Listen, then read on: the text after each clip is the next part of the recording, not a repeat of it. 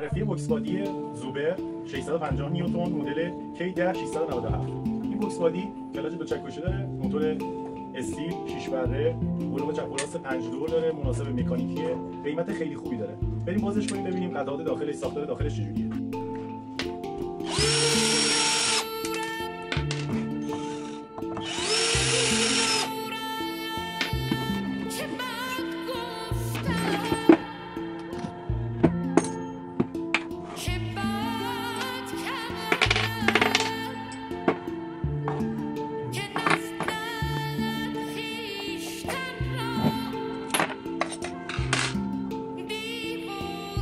خب کلاجش دو چکشه است، مدل جنیوسی، حالیاژ کیفیت خیلی خوبی داره، موتور کاملا کرومدار، کفیاش ضد سایشه، شدنی آلومینیومی نیستش. خب اینم از کیفیت روتور و سیلندرش، کیفیت خیلی خوبی داره، نسبت به قیمتش واقعا کیفیت خوبی داره. ببینم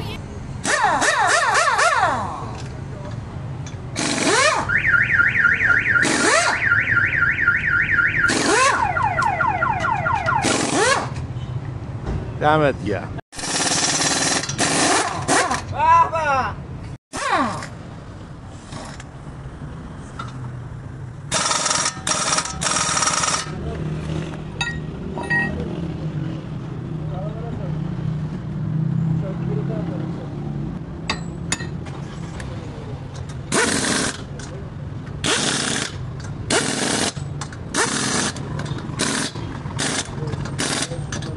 عالی و عالی 20 تا 20 دوستام راضیه.